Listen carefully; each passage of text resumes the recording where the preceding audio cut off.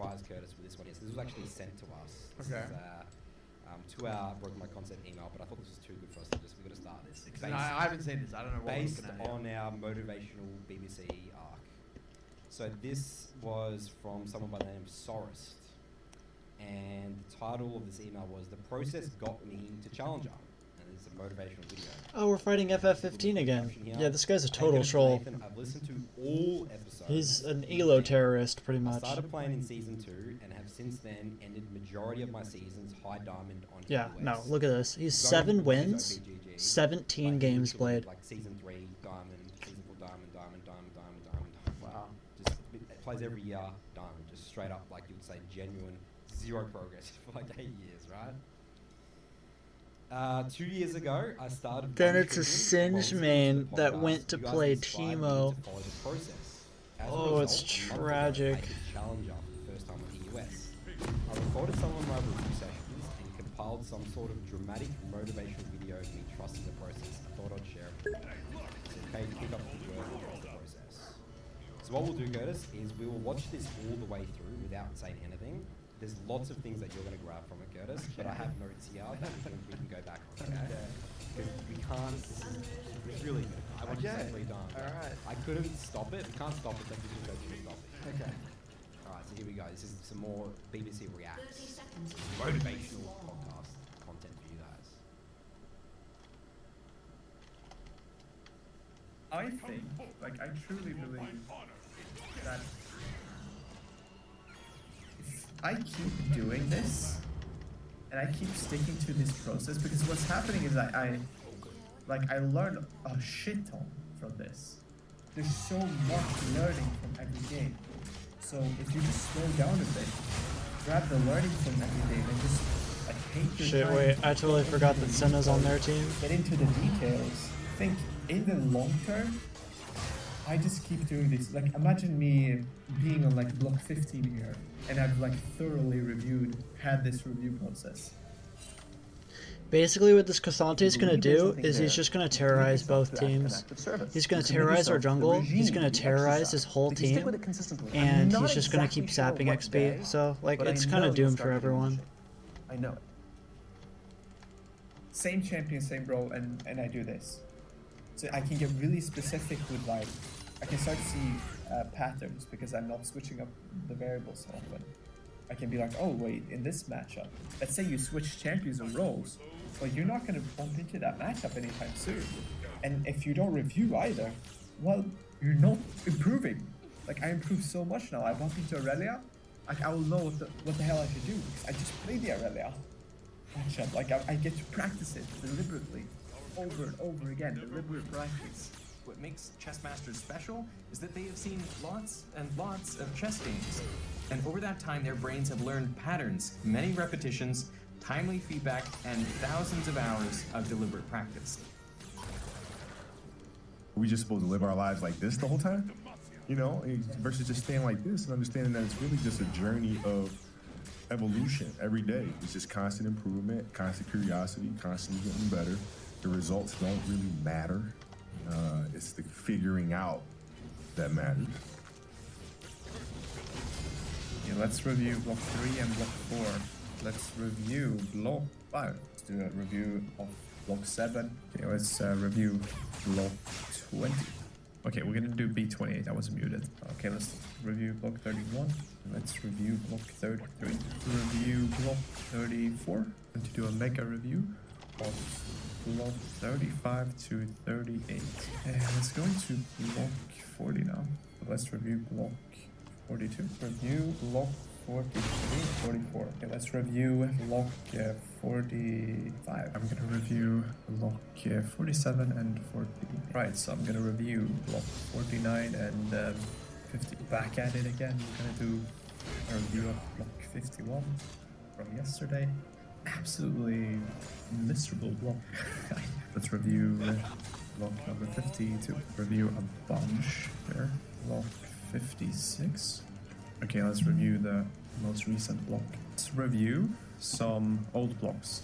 Okay, let's review block 69. Hello, hello. Okay, I'm going to review without goals remain dreams. If you stick with it consistently, I'm not exactly sure what day, but I know you'll start getting into it. I know. Oh, I'm actually dead here. We made it. No, actually, I should live. Nah, she flashes. It's surreal Yeah. given that it's been a goal for such a long time, so many years now.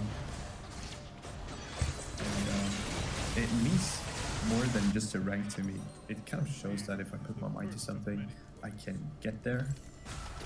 I had full trust in the process, reviewing, taking away learning consistently, knowing that it would accumulate and compound to something in the long term. Just chipping away at the mistakes and the piece, dropping the ego, the expectations, taking responsibility, focusing on the signal, what I can control and just blocking out the noise. What I can't control, the garbage, the distractions, the tilt lords trying to drag you down into their fucking misery. I stick to my one trick, understanding that there's value in keeping variables constant and building intuition, not just switching champions and pissing away all the muscle memory that you have built, the matchups, everything. Yeah, we got there in the end.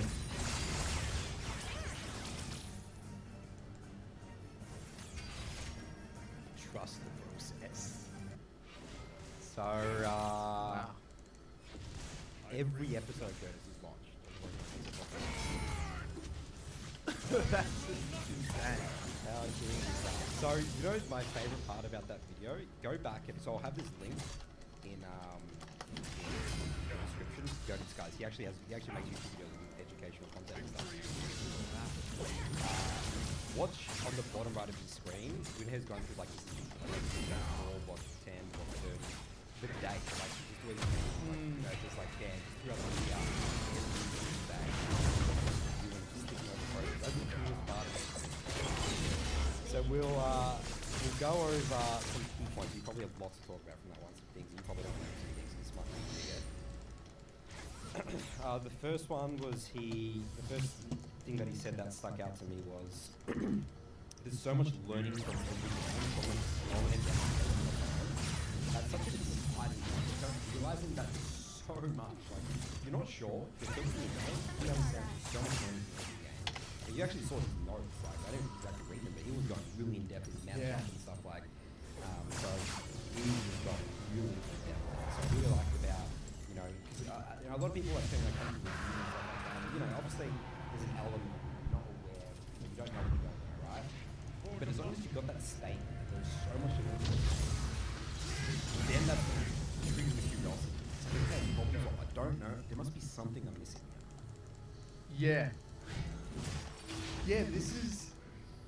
I mean, there is so much here. I think that he's spot on that he's got this. He definitely understood what it means to really introduce the value of each and every game. What I love about is that I've actually been reading the book 1984 recently, and it talks about the whole we got this. double complete. Kind of actually, again, shout out Charlie for the book recommendation. How I'm going to butcher it, but essentially you can think through contradictory things at the same time and believe in kind of both of them. And in a way, what he's done is you can tell that he's understood beautifully the importance of getting into the details, but he's also understood the significance of getting in repetition and building evolution. That's the biggest thing that stood out to me, because when I see people take sophisticated notes, when I see people become very obsessed about the details, it's very easy to get lost in the details. It's easy to get lost in like lose context of where you're at in your journey. But you can tell he was drawing inspiration from many areas. You got Kobe, and you had Simon Sinek, and you had all these people there. It seemed to me he had a way of recalibrating everything and making sure that he wasn't getting lost. He had the big picture goals, and he was thinking big picture, but he was also getting into history and that whole double thinking. And I think he's absolutely nailed that zooming in, zooming out. And I think that's very, very hard to do. And I think that's a testament to how good his process was. And he sounds like a very switched on individual who really wanted it, really, really wanted it in a way. And I wanted to also think that really jumped out at me anyway was Kobe Bryant, man. Kobe is... Dude, look at this quote. I want to repeat one of the quotes from the video that he put in the edit. Yeah. Right? This is Kobe Bryant. This is Kobe Bryant. Think about Kobe Bryant. Killer competitor. This is what he said. The results don't really matter. It's the figuring out that matters. Just think about that. But he used the word curiosity. Yeah, you mean curiosity as well. Yeah. He's like, all that matters is like curiosity. Yeah. What the fuck? Guys, look at this sentence. Results don't really matter. From like this The most competitive person. I mean, if you were to ask me, you understand that you got to figure it out. Otherwise, there's no winning. There's no winning. And then this again, it ties into this really is what makes competitive sports so difficult. Is that you need to have the will to win. You need to be competitive.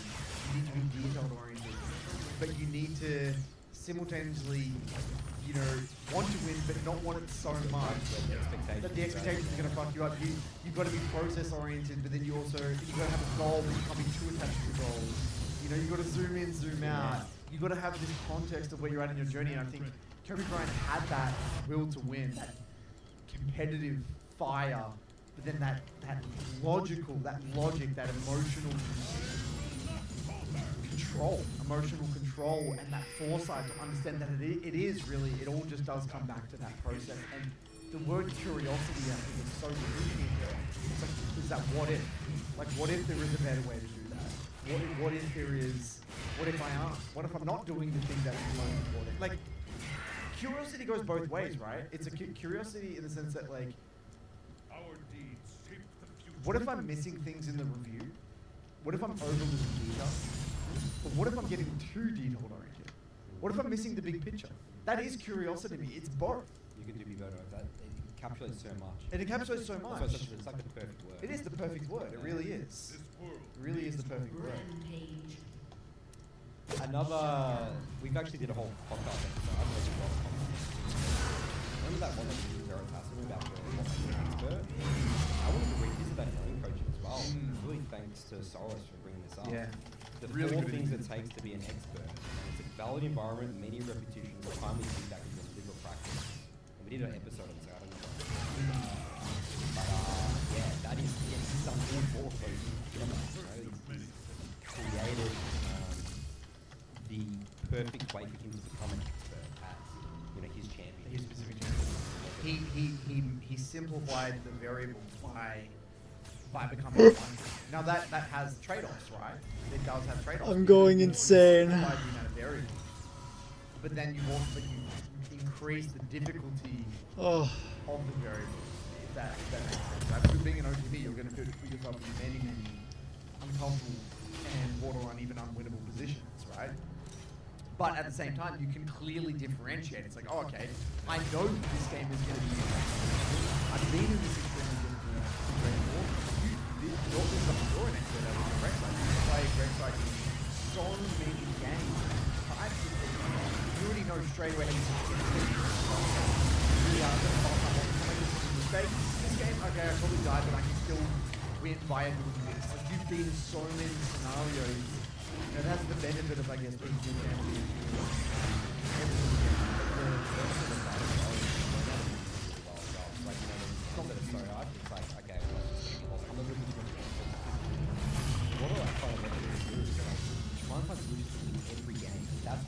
That's where you go everywhere. Yeah. Different champions going to win me this game. This is what I need to focus on. Yeah, that's a really good point. Doubling down on your strengths. Learning to lose is such a huge aspect of it. At the end of the day, looking at his OPGG, again, we'll do a review after this, but he only had a 55% win rate. So he was against John. Like, guys, he's losing 45% every game. You know? You've got to learn to I think that's a really good point. That's a massively underrated aspect of champion mastery. It's not just about knowing what makes a winning situation. It's about what makes a losing situation. know what it looks like to lose games. And you're not confused why. And that's actually gonna that allows you to be so much more efficient with your energy. Yes. Right? You just know exactly where to direct your attention. It's like, well, I'm not going to overemphasize my mid to late game here when we're in this scenario, you know? And that could free up so much energy to just play another game or not get bogged down in details and save your, you know, your mental, whatever it might be. That's like a huge part of climbing. That's Not getting derailed. Soros used the word, again from our podcast, we talk about the noise versus signal. We just want to look to snowball. We're going to look for Navoris.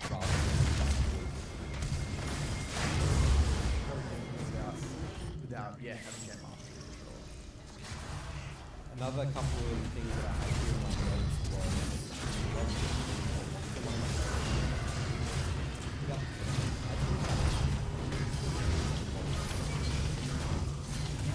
what would that look like? It's a really cool voice for it. You know, it's like, what happens if I would go to the gym every single day for 45 minutes? In 6 months, what would that look like? Just a really good question. Love the absolutely miserable block. Just going, I love the reality of that. It's not all sunshine and rainbows, guys. And I love that you put that in there. Like, this is not sunshine again. It's just real. Fun. It's real. I wanted to explore, like I said, reviewing some old blocks, which was interesting. So he did recap every so he recorded everything for the first 6 months.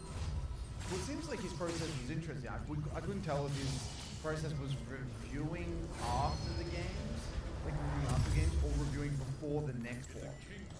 I don't really know what his process was, but there is something to be I should said about review more, reviewing but effectively after he's played all the games. About I don't know. I feel like I know what I messed up in pretty much every game. Right. Yeah, that's really interesting. I don't think I've really done that. I can't say I've done that. What's going on? What's my problem? Yeah. Yeah. I can't comment on that. I've never done that. So I thought that was really good, interesting as well. Using unexplored technique to get perspective. And one of my favourite ones, another one, was he said that the rank itself wasn't really that important. The fact that he was able to, he said, shows that if I put my mind to something, I can get it. That's the lesson that we want from this podcast in the game, right? Like, sure, you can flaunt the challenge, but the fact that he's been able to put all your energy and focus into a goal, take the steps to achieve it, have the steps, have the struggle. That's just like one step. So good for him that he's got. Again, it's can be applied to anything. So that's why we love this exact scenario, stories like this. He can apply that mindset to whatever endeavor he chooses to do, right? Whether he chooses to study something incredibly in college, or whether he wants to pursue a particular job or a career path or another sport or another hobby, whatever he chooses to do, he knows that, okay, I just got to figure out what the process looks like. I've got to dedicate my life to it. I've got to put a lot of time into it. I've got to find how I want to do it, and then commit. And I think that that's that is really one of the crux of what the PXC is all about, developing that growth mindset. Really inspirational, man. I think this is probably one of the most inspirational things we've ever done on the podcast. I agree. Now this is another we're gonna even top it next. More motivation.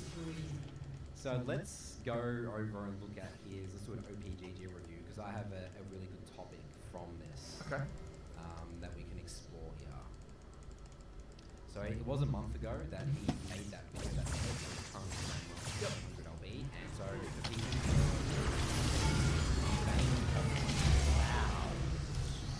we're talking 433 games. Oh, wow. And then Cassiopeia. So looking at season here again, season 3 diamond, season 4 diamond, second master to season 9, down to diamond, and then diamond. So he even went to master and then back and skip up. So think about this, just like you can just say, it's just like, what am I doing? And it's like, I'm just a diamond. Wow. This Renekton's so crazy. Holy moly. Baker! And then this year, You know, we talked about it with the Goggins thing, like all that stuff's gonna come up, all the questions. Sign my you know, ass cheek. You know, that you gotta have answers to. What are you doing? You tried for this long. Give up. What are you doing? Imagine all the tough questions that he would have had to deal with going through that journey. Like, what the fuck? I'm listening to Australian dudes on the other side of the world. Like, what the hell do they know? They've never climbed with Vane Top. What the hell will they know? And there'll be so many things going in there. even season 12 here,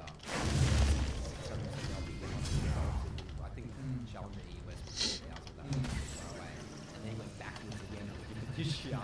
So you know this is what but yeah, it's an absolute mess.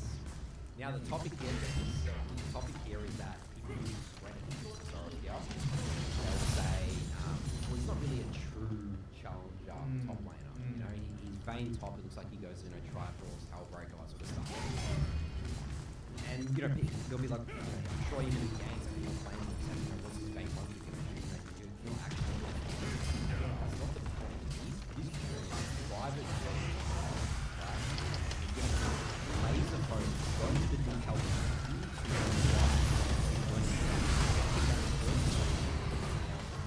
Bro, you're both cheating on your partners. How can I push this even further, right? But this is where we talk about how everyone Stop sucking each other off. Don't care what people have to say about, you know, if this guy's actually a good or bad player. Like, you know, this is not a pro player. The question is so futile. Like the whole, is he a good or bad player? It's comical. It's like, you know, whether this guy is, you know, let's say, how good he is relative to, you know, some in the comic. You know, like, what's it matter? Or bro, like, who gives a shit? You know, who actually cares? It's like oh yeah, I told you he's not that good. Okay, yeah, he's not a pro player. Okay, you know, it takes nothing away from what he's achieved.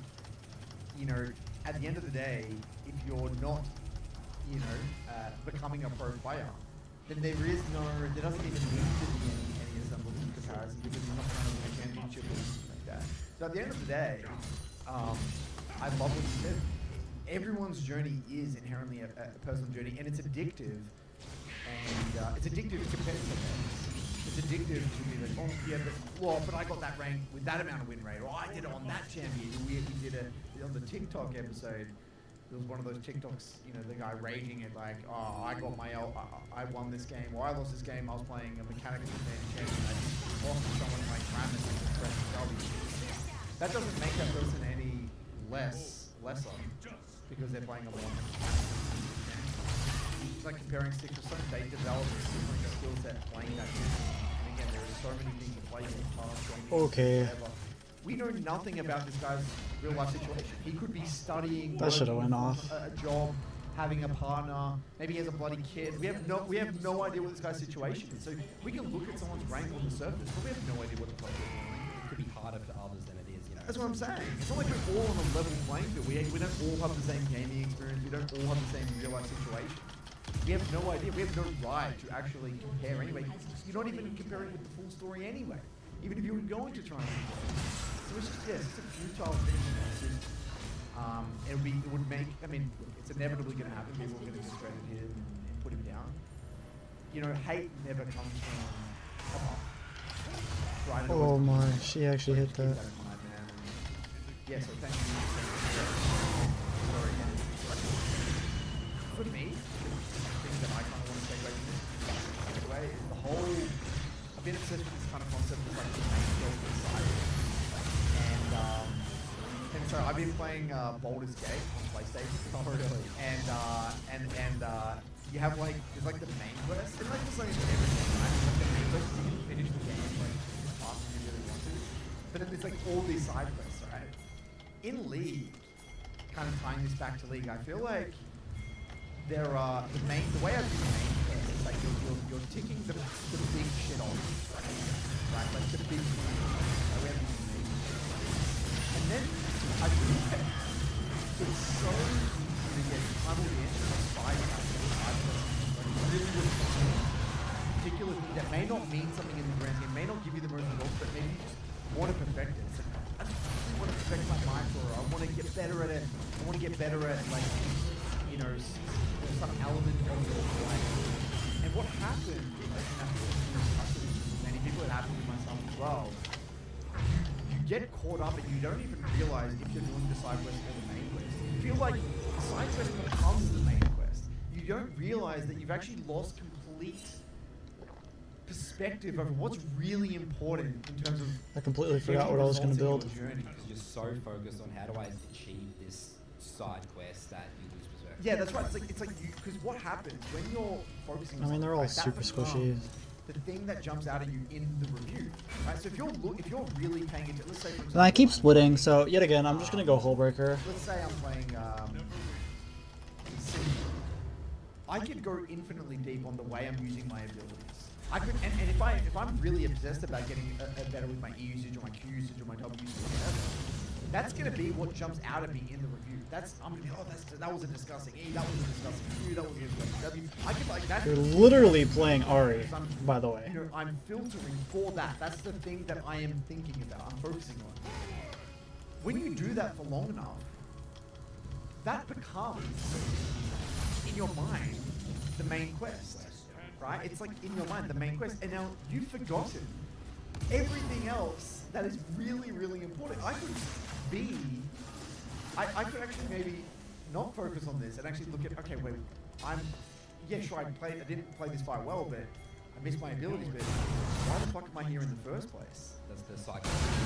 You know what I mean? That's the side versus main. What am I fighting over? What am I fighting over here? You know, I could have played this better, but then what happens where it gets trickier is that the ego comes. We're probably in. gonna go Shojin last. Oh, but I just want to protect this, or it's just like the elite mentality, right? It's like I gotta get better at this, but it's wrestling to be the least tough. And Dude, she hurts. and it's very addictive depending on the champion you play. And You could also side quest it as well. I see side quest it macro, then you just don't get into details. yeah, of macro. that's right. Yeah, 100%. Or like, you know, translating leads. You're directing all your attention on like macro and what to do with leads, but then what happens when you don't have a lead? You're looking at your mid game and your early game. So my point being is that it is important to do these side quests every now and then. You need to go down this rabbit hole, even if it's not temporarily going to be a big. But you need to come back. You need to revisit the skill. It's like, okay, Oh, I need to pee. things here and these are nice. I want to brush up maybe on my itemization or whatever the hell it might be.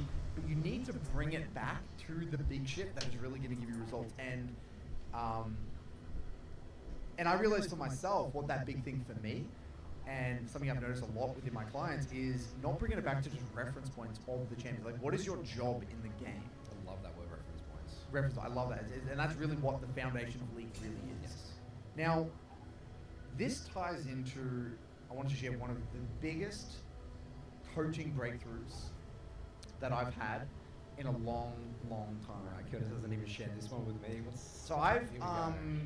made a video on the MLA about this already. So people, if you're in the MLA, you've probably already heard of this. So Exclusive access. exclusive access there. But The way Curtis' brain works. so essentially, the question I hear all the time, not only within the MLA, but is in the community at large, is why does it feel like I need to play perfectly to win? Right, that's a very common question. Because why is the enemy making so many mistakes in neighborhood? Yes. How does that make sense? How does that make sense? That is such like the time of right? And I've always had it stuff here. Oh, you know, focus on what you control. You're gonna get bad games, you're gonna get good games. Right, you get 30%, they can just get lucky. You don't see how they play in, you know, other games, whatever. There's all these, and they're all valid, and they all make sense.